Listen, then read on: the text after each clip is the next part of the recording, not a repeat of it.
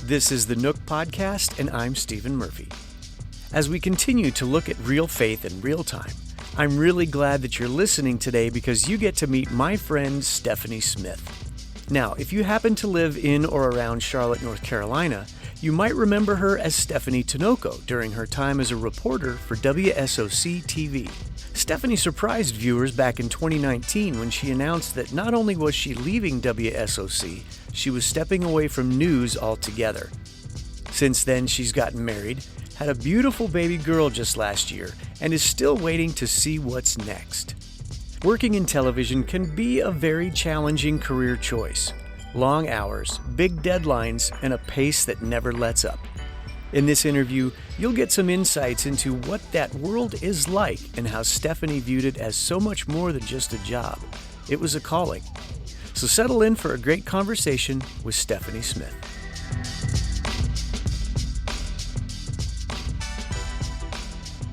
The first place that I feel compelled to go. What compelled a young Stephanie Tinoco to go into news in the first place?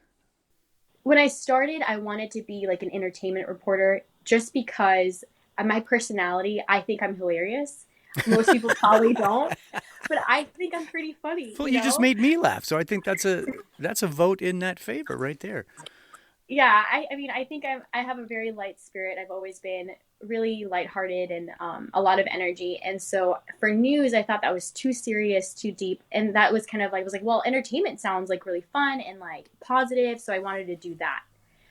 That's how it started. But then as I became to know Christ and I gave my life to the Lord back in college in 2013, my perspective just shifted. And as I started reading his word and he started revealing himself to me and how he had this purpose of me belonging in this industry since I was little, I began seeing there was a greater purpose behind my job or my future career. And that's when things started shifting.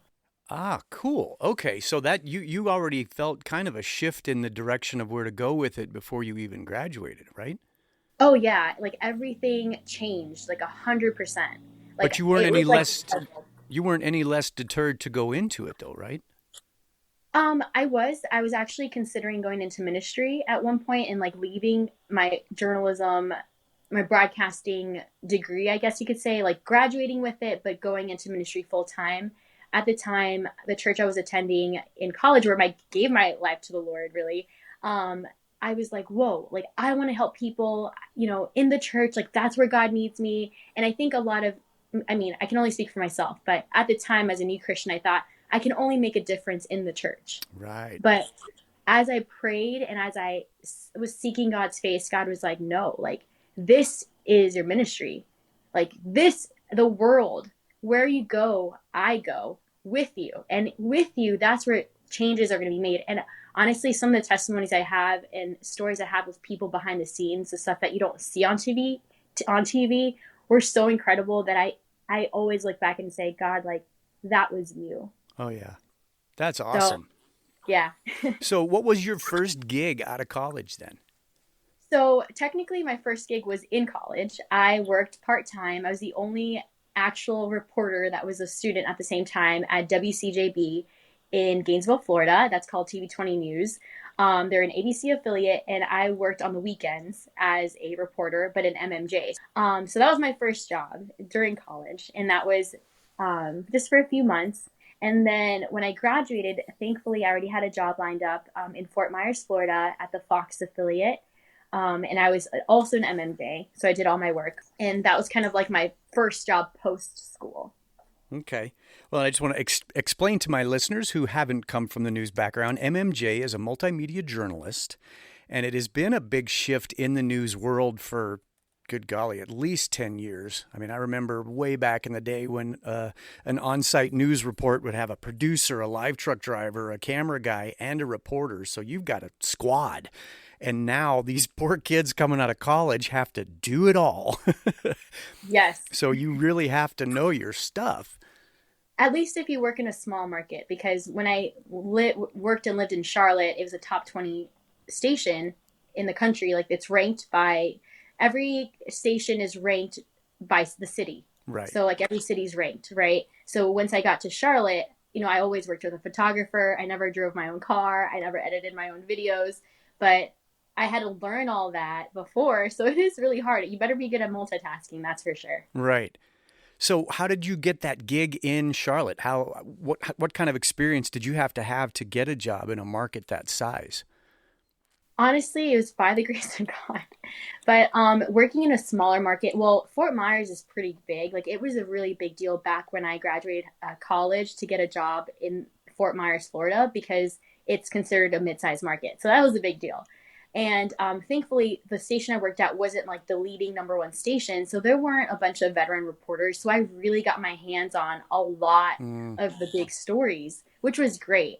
And I really felt like God was encouraging me, like, yeah, go for it, And so I applied to this number one station where I was like the youngest reporter, least experienced, most green reporter there once I got there. But, they called me back and thankfully I got the job. So what was that transition like too? I mean, that's kind of a quantum leap as opposed to, more succinct stair steps. You get launched into a big market like that with the number one station. What was that like for you?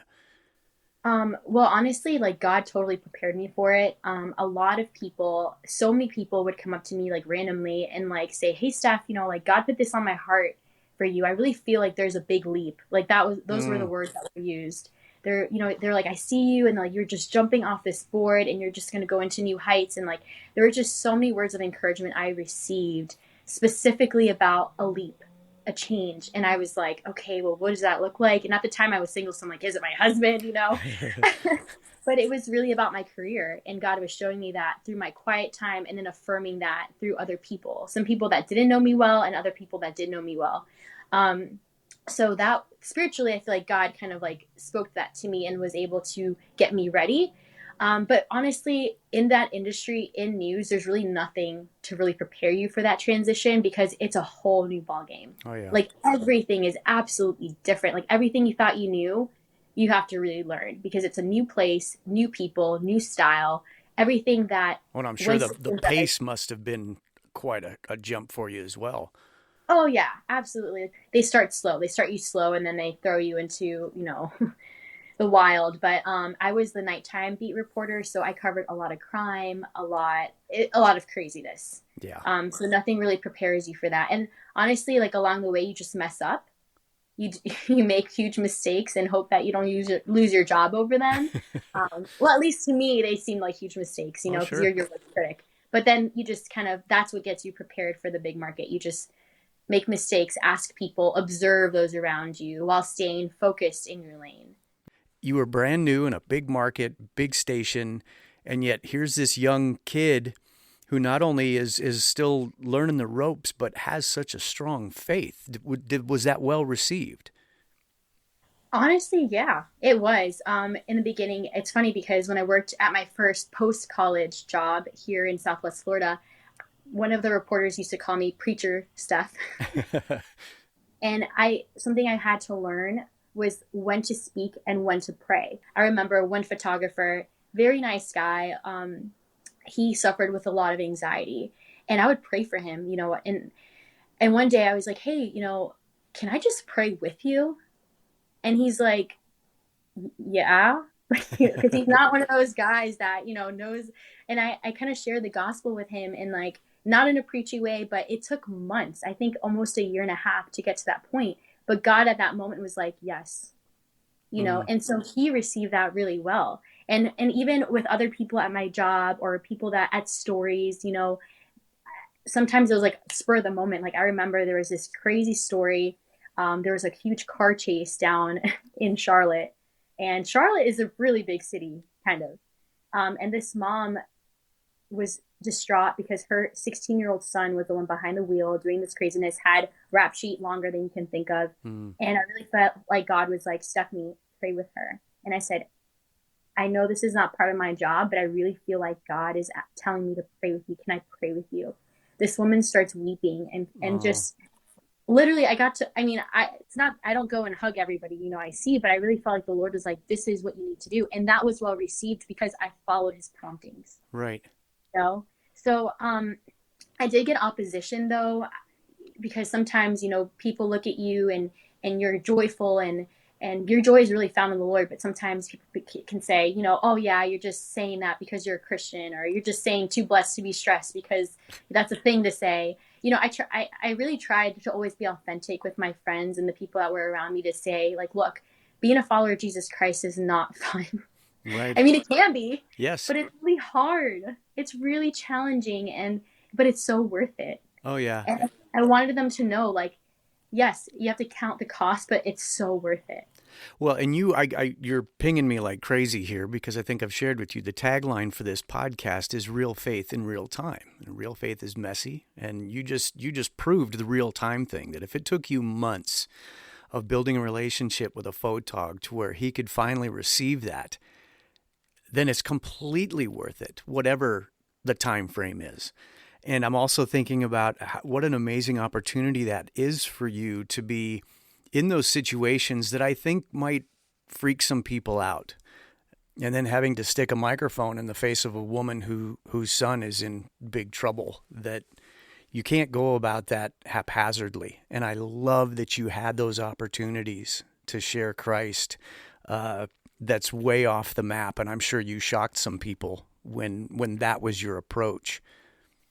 Yeah, I mean, it's hard because especially now, you know, the media gets a bad name.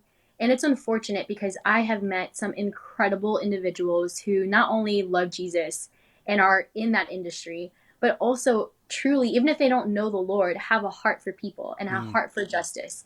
And there are some people I have met in the industry who are complete jerks. And I'm like, you're the reason why, you know, you're the people that give us a bad name. But essentially, like, at the end of the day, I always had to remember, like, you know, I'm not the enemy. Like, the enemy has a name, and it's not me or my profession. And I just didn't have to take it to heart. And I remember seeking God about this because it would honestly upset me so much in the beginning. I was like, God, like, last time I checked, I'm not Satan. Like, what is wrong? You know, I'm like, why are people attacking my profession? Like, this is what you've called me to do. Like, you know, I'm like, you're the one who told me to go into this, you know? And so I really felt like the Lord was like, yeah, well, you know, there's power in media. And if if they didn't know what was going on in the world, they would not know how to pray. Right. And that I've always carried with me because I said, you know what, God, like, you're right. And so even in the hard moments when people would kind of push back, I mean, I've been called horrible names without people knowing me or my character. Yep. And I was just like, okay, that's okay, because anytime I would interview someone, I would look at them and say, that is a child of God. That could have been my mom, my dad, my brother, my sister. And I would always align myself with the truth. I would never use hyperboles. I would never try to make it more than it seemed. If people were terrified, I would say that. Yes, these people are terrified. Right. But if they weren't, I was not going to say that. Yeah. You know? And the problem is I've seen it happen multiple times where that discretion isn't used by everyone. Yeah. But the opportunities God had given me in that profession were incredible. And I said, you know, Lord, whatever way you want me to lead or go, like, just show me and I'll follow. Well, okay. The curious thing for me, and I love how much you've given attention to it, how in college, how after college, and in the jobs that you've had, you've talked about God's leading. And even down to, I read just last night the post that you put on your Facebook page when you were leaving Charlotte, and that there was clear mention in there that you were following God's leading. For believers and seekers alike, what does that sound like to you, to hear God's voice, to know down in your knower that God is speaking to you, or he's leading you a certain way? And in this case, it was leading you out of news. I felt like a tug in my heart where God would say, don't go here. And I was like, oh, I feel this uneasiness, but I obeyed. Yeah. And that being obedient is so important because then you learn his voice and it looks differently. It could be that like feeling in your gut, or it could just be like this sensation of like newness coming. And for me, when I knew that it was my time was up in Charlotte, it felt like I was no longer welcome, and not in a bad way. Mm-hmm. I just felt like that wasn't home anymore. You knew your time was up. yeah, and inside I felt like this isn't home anymore. Hmm. And so I really felt like, I spent intentional time seeking the Lord, and the word he gave me was flourish. I really felt like that was my word, and he was like, Steph, you're going to flourish into something better. And it was hard because one of the very last stories I told was about this like 90-year-old guy who was driving, and someone literally walked up to his car, got in his car, and at gunpoint told him where to go, and then robbed him at gunpoint, beat him up. It was horrific. It was horrific. I saw And that story. You interviewed him and his face was all messed up, right? Yeah, yep, I remember seeing that. Wow. I and I remember sitting there, and as I was talking to that guy, I started crying, like tearing up, because obviously, yes, because he was hurting and in pain, and it killed me that he was in that state. But in that moment, I was talking to the Lord simultaneously, and I was like, God, like, I'm gonna miss this. Hmm. Like, I want to tell stories, and I felt in my heart, like He said, this is not the last time. Like, you will tell stories again. And in that moment, I felt so much comfort, and I was like, okay, like, I will trust you. So he not only did he prepare me by starting that feeling in my heart that it was no longer home, but then along my journey of obedience, God continued to affirm me like, hey, I've got something better. It's okay. I know this hurts, but there will be something better. And I really felt like I almost started like the grieving process, because I had to grieve what was and welcome what will be, Right. Even when you don't know what it is. even when you don't know what it is. And that's Yeah. the scariest part, because I wanted to work, I was looking for different jobs, and I really wanted to work in ministry, but God was like, this is not the time. And I was like, okay, well, fine, God. So I left without anything. I left that job without anything. And that's not like me, because I am very type A, need stuff in order before moving forward. So that had to be just now you were engaged, right? When Yeah, you I when was you left, engaged. so at least you had that on the horizon, but as far as longer term, you really didn't know, right? No, and I was, Kenny, my now husband, who I was engaged to at the time, had the plans of moving up to Charlotte. Like, we had plans, and that was the plan. So when God was like, no, no, no, I was like, what are you talking about? But I know because I know at least chunks of your story that you've seen unbelievable rewards in that obedience since then. That you've got this marriage and now you've got that beautiful baby girl. I mean, talk about what life has been like since then for you, even in the waiting. Yeah, so it was hard, because what I learned was through this process was that I really did root my identity in my job, Oh yeah, in my so many career. of us do. I realized I was totally rooting my identity in my career. And that was really tough. But then God showed me, like, stuff like, there's so much worth in you as an individual. And it doesn't mean that it came from your job. Like, I gave you that when I Mm, designed you in your mother's mm. womb. I said, at that moment, I said you were worthy, you know? So it was hard, but post news life has been so much better in a lot of ways. Um, I eat my meals on the dinner table, not in a live truck. I don't have to use public restrooms anymore, thank God. And most importantly, though, like, I get to spend valuable time with my family. And I missed out on a lot of things. Like, one of my biggest regrets, I remember missing one of my really good friends' wedding, and that was hard. Oh, And I missed more than one, and I was always like, sorry, I can't make the family reunion because of work. yep. And then at the end of the day, it's like, I'm so easily replaceable. Like, they don't need me. Yeah. But I missed out. And I feel like God was so good, because Kenny and I, my husband, we were able to do so much together. And like, he works from home right now, so we spend so much time together. And I felt like we lost so much time apart, but like, it's been redeemed, I Right. guess you could say. That's the word I was thinking. God's redeeming that for you. And I so know what you're talking about when I was in sports. And my wife, I remember her asking me at one point, do you ever say no? And I'm like, you can't do that. You're replaceable. And I lost track of how many Thanksgivings I missed and then regretted it like midstream. I could remember like calling home at 3 o'clock and you can hear the reverie.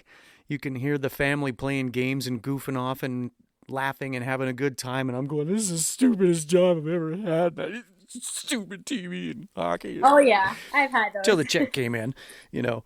Right, But right. I think that, again, not to try to attempt some strange expose of what it's like working in media of any time, of any kind, there are definite prices to pay.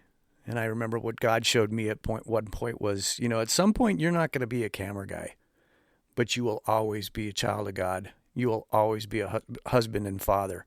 Let's maybe rework the priorities. And it's like, oh, and I'm so glad that he was patient enough to get me there, through some trials and troubles, to understand that even if it's painful, even if you don't understand, obedience in those moments is so much more important. And you may not even realize it fully till a year or so down the road. I'm sure that you've got those moments now where you can look back and go, oh, that's what you meant. Yeah, and even with like leaving news, I remember God saying like whatever seeds you're sowing into your marriage, like that's what's important. What are you sowing into your marriage? Not your wedding day, but Right. your actual marriage. And that to me mattered so much more than any paycheck, than any job, than any title. And I said, God, wherever you lead me, I will follow. And in this season, it's out of this profession, and that's okay. I want my heart to always be hungry after you. He's gracious, but that's the one thing. Like media has such an influence, and I wish people would see that it is a valuable career because there's so much you could do. There's things that you'll see that you will never see in your life. Oh, I've yeah. seen more in my short time being alive than the average person double my age probably because of Oh, my career. without a question. Oh, yeah. Because you're put in those situations that most people only see in 2-minute bites on the news, where you actually were there on scene living it. And, so even if it's just the aftermath, that I don't know, it just goes back to what I've said before. It's like, I mean, I've been involved in telling stories that will rip your heart out, even in a 5-minute edit.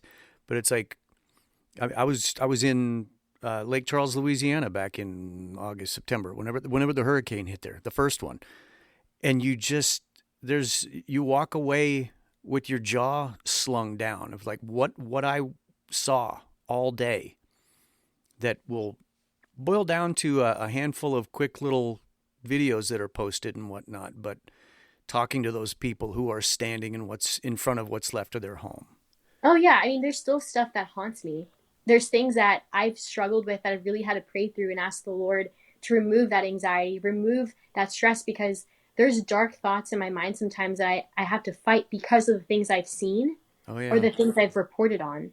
There was times I would have like nightmares or I would have like I guess flashbacks to certain stories that sure. I saw dead bodies or Yep.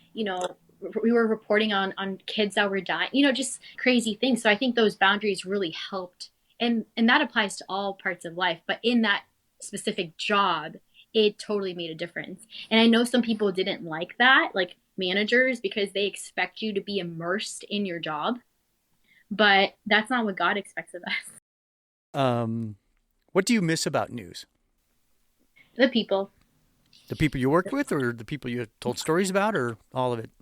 A little bit of both. I mean, I think there's a few people that I worked with that I was like, this is why I'm leaving news. But then there was those Sure. people that I really miss that, I prayed with. Like I remember Miss Tina Terry. She's a reporter at my old station still. We would pray together before work. We would pray and pray for not just for our coworkers and management, but we would pray for the stories we would tell, for the people we would meet.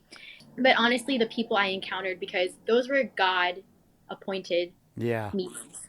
I really believe that with all my heart. Like, That's such a huge perspective to have. yeah, they were people that God put in my life, and sometimes they blessed me in ways they had no idea. But there were times that I knew that the Lord had put me in their life for a reason.